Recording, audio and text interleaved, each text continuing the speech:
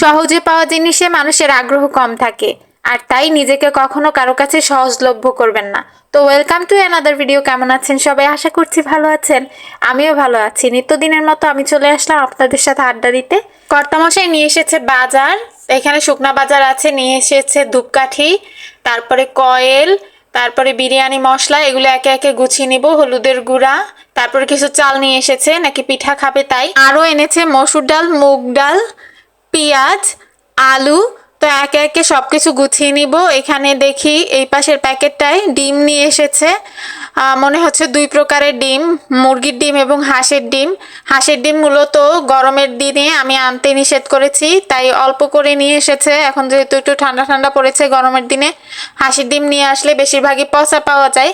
তো এই তো আমি এখন আস্তে আস্তে বাজারগুলো গুছিয়ে নিয়ে রান্না করা শুরু করে দিব। এখানে কড়াইতে সরিষার তেল দিয়ে, তাতে জিরা ফোড়ন দিয়ে, পেঁয়াজ, লবণ, মরিচের গুঁড়া, হলুদের গুঁড়া দিয়ে ভালো করে মশলাটা জল দিয়ে কষিয়ে তাতে দিয়ে দিলাম কেটে রাখা সিম, ফুলকপি আর আলু দিয়ে ভালো করে এখন কষিয়ে নিব। এই তো আমার প্রায় কষাকষি হয়ে এসেছে। এখন দিয়ে দিব ঝোলের জন্য জল। পর্যাপ্ত পরিমাণ জল দিয়ে কিছুক্ষণ ফুটিয়ে নিব। এখন আমি ইলিশ মাছ ভেজে রেখেছিলাম, সেই মাথা দুটো দিয়ে দিলাম। এখন দিয়ে দিব 4 টুকরো জলপাই। একটু টকটক করে তরকারিটা রান্না করব ধনিয়া পাতা দিয়ে। তারপরে একটু জিরা বেটে নিচ্ছি। শুকনো খোলায় জিরাটা ভেজে তারপরে গুঁড়ো করে নিচ্ছি। এভাবে ফ্রেশ ফ্রেশ জিরা গুঁড়ি করে দিলে কিন্তু রান্নার টেস্ট অনেক ভালো হয়। আমার মতো আর কে কে এরকম রান্নার সময় জিরার গুঁড়ি করে ব্যবহার করেন রান্নায় বলেন তো? এই তো জিরার গুঁড়িটা দিয়ে তারপরে আলতো হাতে নেড়ে দিব, যেহেতু ফুলকপি আছে, ভেঙে গেলে ভালো লাগবে না।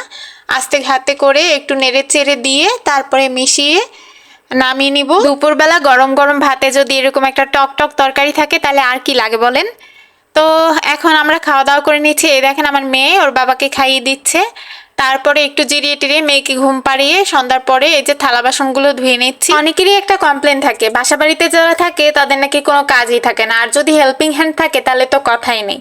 কিন্তু আমি তো দেখি ভাই, আমি তো সারাদিন এইটা সেটা করতেই থাকি, অবসরই পাই না। সেই রাতে 1টা 1:30 ছাড়া আর ঘুমানোর কোনো ফুরসতই থাকে না। এই যে এখন থালা বাসনগুলো ধুয়ে নিয়ে তারপরে 1 কাপ চা করে হয়তো বা বসে খাবো। তারপরে আবার আমার রান্না শুরু করতে হবে, রাতের জন্য ভাত রান্না করব। তারপর মেয়ে উঠে যাবে, মেয়েকে নিয়ে ওকে খাওয়াতে হবে, ও এই করবে সেই করবে, কত ধরনের কাজ থাকে। একদম 1টা সেকেন্ডও আর বসার মতো টাইম থাকে না আমার মতে কাজ করলে সব জায়গায় কাজ থাকে, আর কাজ না করলে কোথাও কাজ থাকে না। তো এই তো আমার থালা বাসন ধোয়া শেষ। এখন আমি একটু গরম জল দিয়ে দিব চায়ের জন্য। 24টা ঘন্টার মধ্যে এই 1টা ঘন্টা শুধুমাত্র আমার। এই সময়টা আমি আমাকে নিয়েই কাটাই। আমার যেটা ভালো লাগে আমি সেইটাই করি। এই সময়টুকু একান্ত আমি আমাকেই দিয়ে থাকি। তো এই তো আমার পছন্দের 1 কাপ রং চা করে নিয়ে বসে আয়েশ করে এখন 1 কাপ চা খাবো আর মনে মনে গুনগুন করে গান গাইবো। তো ভালো থাকবেন, সুস্থ থাকবেন। দেখা হবে অন্য কোনো ব্লগে। Tata, bye bye.